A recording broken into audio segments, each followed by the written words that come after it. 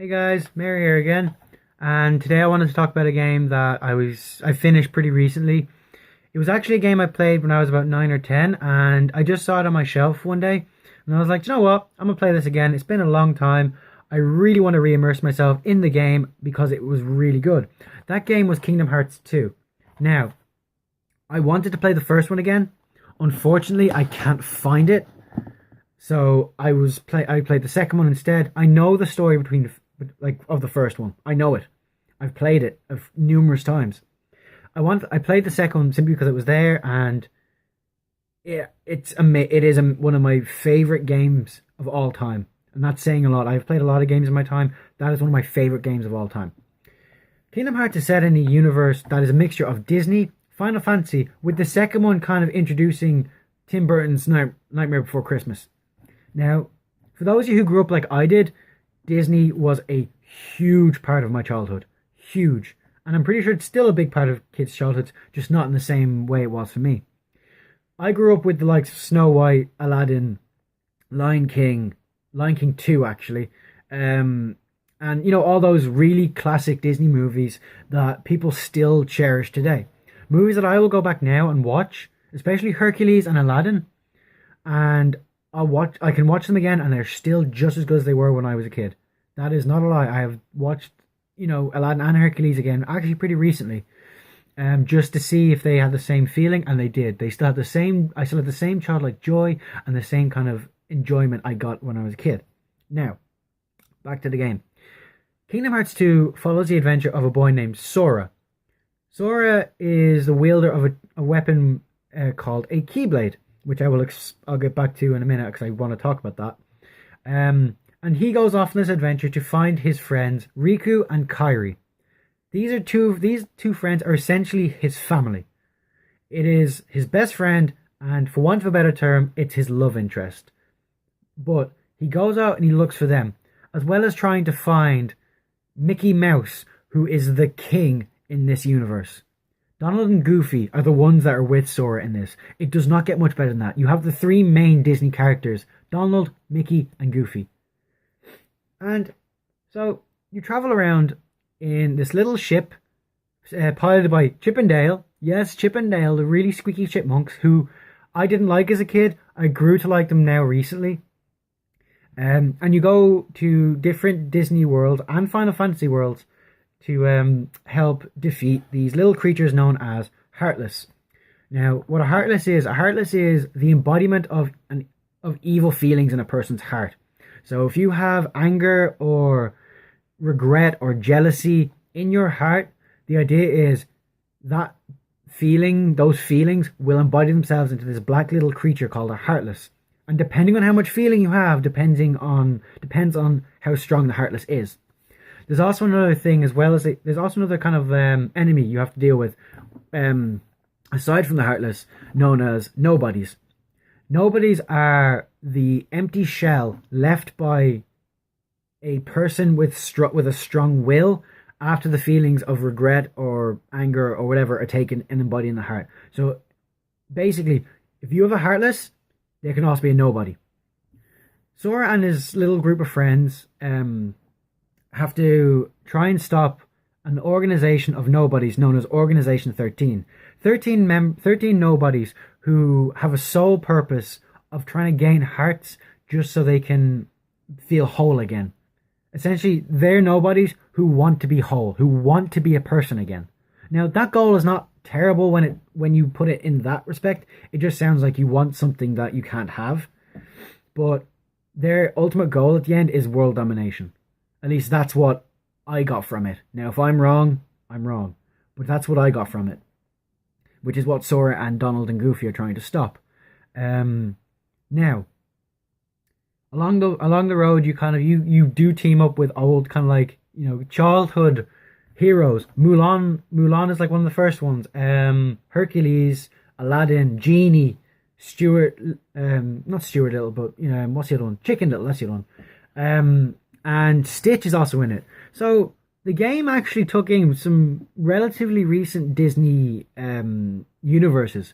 Like Lilo and Stitch, it doesn't have its own world of its own, but Stitch is in the game and he's still kind of, cute little Hawaiian mannerisms, and it's kind of cute. But there is one part of Kingdom Hearts that really gets me, that really got to me again. I forgot how emotional it made me, and that was the Winnie the Pooh kind of side quest. The idea of this side quest is that Winnie the Pooh is as is like in this, as in like the actual canon story. Winnie the Pooh is in a book. He lives in a book with Christopher Robin and all his friends, and every time you turned on the TV to watch Winnie the Pooh, the book would open and you could look at the story that way. The idea is the Heartless steal pages from that book, and when you go in to see if Pooh Bear is okay, he can't remember who you are. Which is kind of sad, because in the first game, Sora and Pooh Bear become really good friends. Now, it's not difficult to get the pages back. It's actually quite easy if you follow the story. If you follow the storyline and go to all the chests along the way, you'll find the pages. And it's really worth doing that, because once you have all the pages back, Pooh Bear sits Sora down, because that's who you're playing as, and he asks you to stay. As in, stay there forever, never leave. And as a hero's work has never done, you can't stay. So Pooh Bear is kind of, a little bit sad. He's like, I really want you to stay. I don't want to, because if you don't go, I can't miss you. It was that line that got me. It was like, if you don't leave, I can't miss you. And even now, I'm starting to get a bit tight here, because it's cute. It's really warm and heartfelt. And there's a lot of moments like that in the game where you're looking at the actual storylines from Disney and Final Fantasy playing out, and you see it happening, and you're actually a part of it. Now, the Final Fantasy ones are kind of not as prominent as the Disney ones are. Final Fantasy, it's mostly the characters you see and the interactions between them, especially between two of my favorite Final Fantasy characters, and that's Cloud and Sephiroth. Now, you get a chance to fight Sephiroth in the second one, but by Jesus, is he hard to fight. I've not beaten him ever. He's just too quick. You need to really know the game, and with all the abilities I had and with all the power-ups I had, I still couldn't beat him. He's too quick. The reaction commands are too quick and too frequent, and I just couldn't do it. So I gave up, trying to beat him after about 90 plus attempts. Doesn't mean I didn't enjoy it. I don't like dying in games. It's just I'm glad it wasn't permadeath. Otherwise, I'd be really pissed. But Final Fantasy characters such as Cloud, Sephiroth, Yuffie is in it. The guy's name is Leon, but I played a Final Fantasy game, and he's called Squall. I prefer the name Leon. He's kick-ass. He's got a freaking sword gun. It's amazing. Essentially, he's just like Ruby. But, anyway. That's kind of what I really liked about the game, was the immersive feel to it. Is that you go in, you play the game, you go to a new world, and you become part of the story.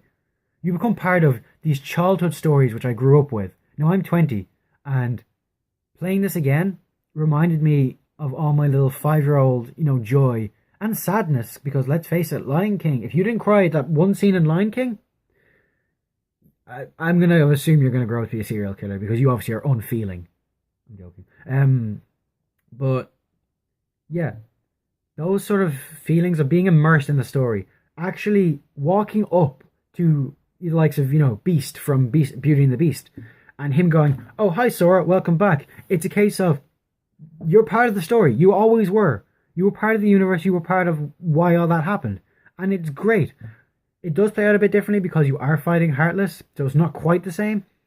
But the story is relatively the same in the sense that Beast, in just using that as an example, Beast is trying to make Belle fall in love with him and get. The idea is somebody loves him and he loves them back. That is the idea. That's how the spell is broken. As I'm sure all of you know if you've watched Beauty and the Beast, or even know this, or have even read the book, which I would highly recommend. I'd highly recommend reading the book for any of those stories, because they're fantastic. But it's the idea of Donald is there, Goofy is there, and Sora is there in the story, helping it play along. It's immersive. It's really, really good. Right. So now, getting onto the idea of this Keyblade, which is your weapon for the entire game. Granted, you can modify it in the sense that you get different kinds of Keyblades with different kind of effects on it. So One will help you increase your magic use, another will help you increase your strength. Typical RPG style changing weapon, and the actual design of the keyblade changes, but the overall design of it is a key.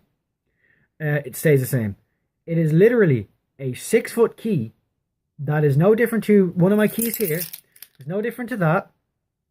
Like that's pretty much a keyblade. That you use to free the hearts in a Heartless. Basically, you free them, and the overall goal is actually these hearts form into this gigantic heart in the sky called Kingdom Hearts. What do you know? Who would have guessed it was called Kingdom Hearts?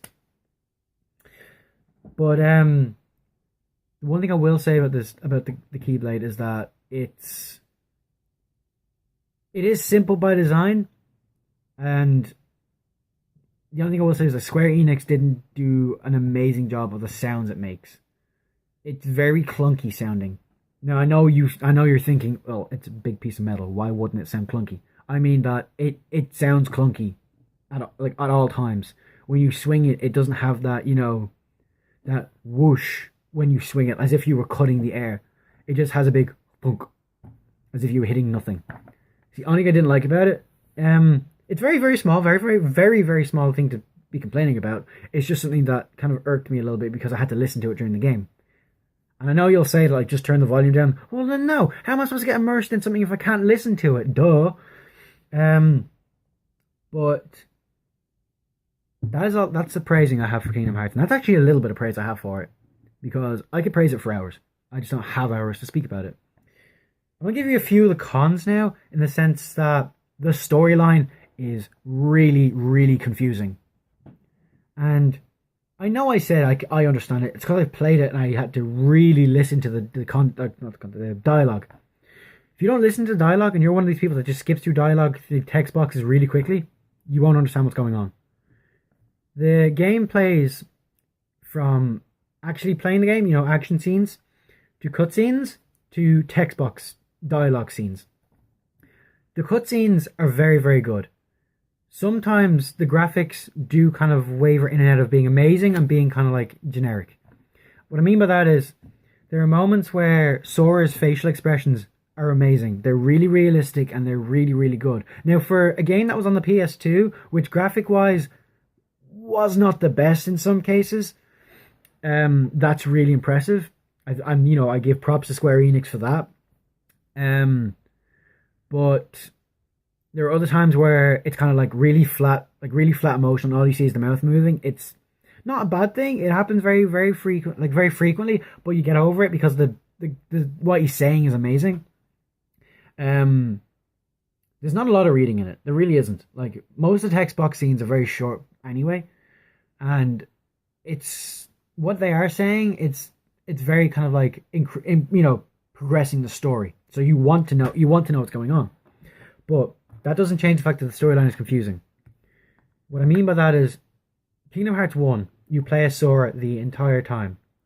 Your character is very defined, you know who you're playing as, and it's very, kind of straightforward. Kingdom Hearts 2 starts off with a character called Roxas, and that was very confusing to me at first. Even now when I played it again, because I couldn't remember why I'm playing as Roxas. Because I was under the impression I'm going to play as Sora again. That's what Kingdom Hearts was to me. It was playing as Sora, the Keyblade wielder, the holder of the Keyblade, that thing.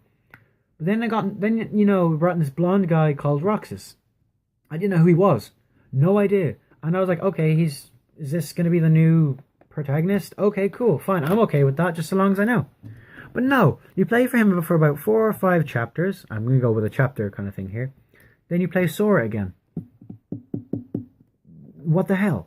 Like, where did that come? Who thought that was a good idea to confuse the player and be like, yo, you can play as 2 different characters here? I'm like, but why? Why though?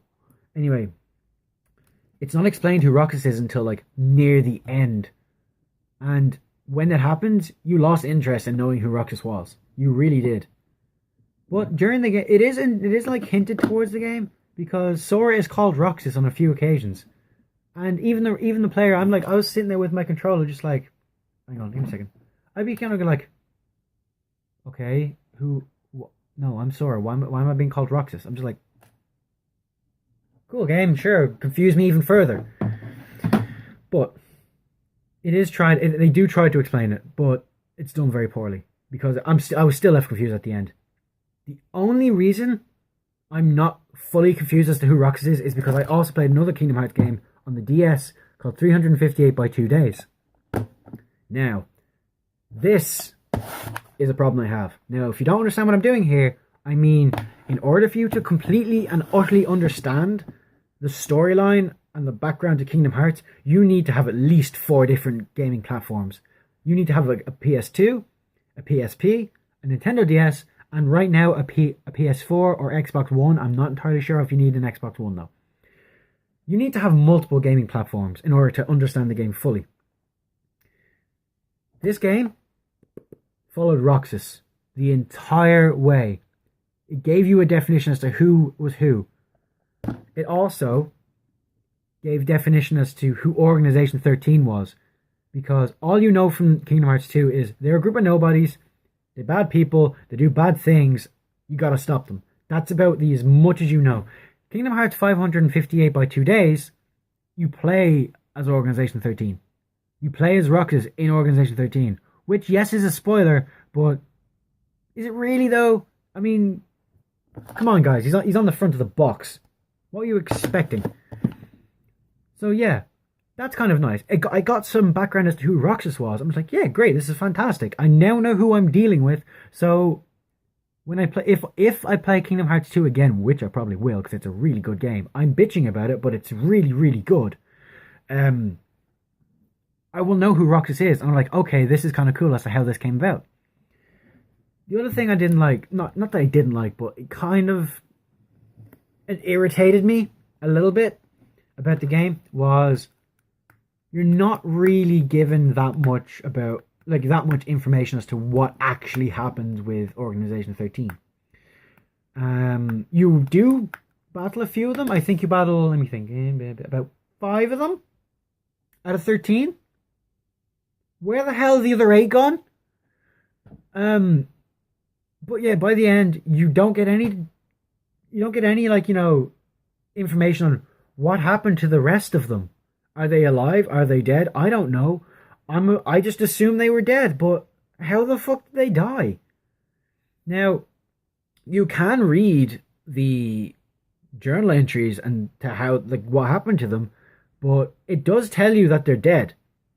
But it doesn't give any background as to what led to their reason for this. I'm not going to tell you the reason. You'll need to play it and figure it out for yourself. It tells you how it came about, but it doesn't tell you why.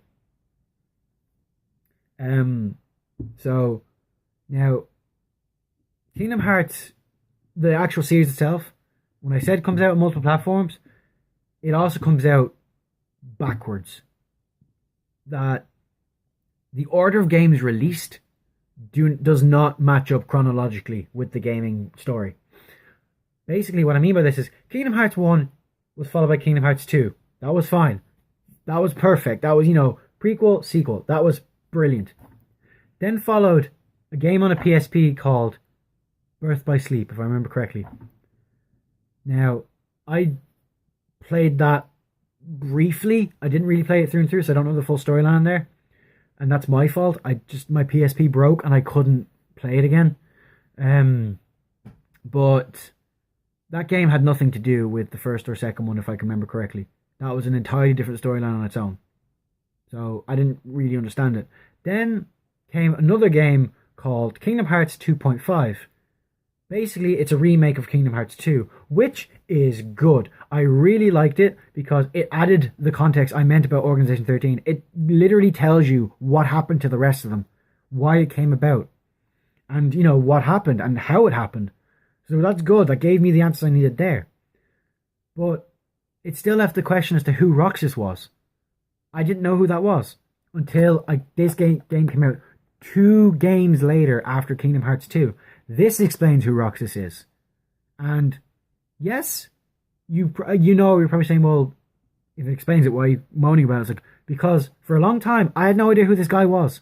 I didn't know who he was. I didn't know what purpose he played. I know now, which is good because it gives me something to look forward to when I play in the next game, which I haven't played it yet, but I'm going to. And I really hope it follows the storyline it's been following, but I don't know. That's Kingdom Hearts leaves a lot of unanswered questions. A lot of them. Not a bad thing, it's open to interpretation, but even my friend Andrew in college, who's a bigger gamer than me, he watches more anime than I do, plays more games than I do, even he said Kingdom Hearts is, and I'm quoting him here, Kingdom Hearts is the game where I looked at it and I didn't know what was going on. Andrew is very good at interpreting what's happening in a game. Very good. He can explain Witcher 3 better than anybody I know. He's read the books, he's played the game. He knows it. He knows it back and front. He knows the storyline. Kingdom Hearts is far shorter than Witcher 3. And even he's like, I don't know what's going on. I don't know who's where, who's doing what, and why they're doing it. But that doesn't take away from the fact the game is good. As I said, the games don't come out in chronological order, which would be helpful. Because I want to know. I really am invested in this game. I really am. It's just having the money and having the time to go back and forth playing the games in order. I will happily play them all. I will. But I haven't got the time or the money to go and buy the game and play them in chronological order. Because they're long games. I think if I remember correctly, this game took me about, I want to say about a week and a half to finish. And that was with me playing this fully for 2 days straight. Now, this is what I mean. I like the art style of it. I really do. Really, really like the art style. And honestly, that is probably one of my favorite game covers. It is just amazing. I love it. But as I said, it just does not follow a storyline very closely. It really gets confusing. Now, that is not to say that I'm saying Kingdom Hearts is a bad game, and I'm not trying to put you off it. Kingdom Hearts is a very, very, very good game. Actually, it's fantastic. One of my favorite games, in fact, because of the immersive feel to it between Disney and Final Fantasy. Now, there was that. I did mention there was a Tim Burton's Nightmare Before Christmas immersive experience too. But it was for like 2 missions. And it was good. It was nice seeing Jack Skellington, and the music. I know the music they use in that game is from the movies. I'm just saying, I loved playing in the Halloween Town world / Christmas Town world, because it was playing This Is Halloween, one of my favorite Halloween songs ever from the movie. But it's that immersive experience that kept me going back. It was like revisiting my childhood, but in a different way. It was an easier way than watching all the movies and figuring out who does what. But the Final Fantasy touch on it was nice. It's not turn based now. It's very open field fighting. It's just the characters. They kept the personality of the characters phenomenally. There were a couple of characters that I wish were in there, but they weren't, unfortunately. I think that's mostly because either they died in the universe in Final Fantasy or whatever it was. But anyway, Final Fantasy as a whole. Sorry, not Final Fantasy.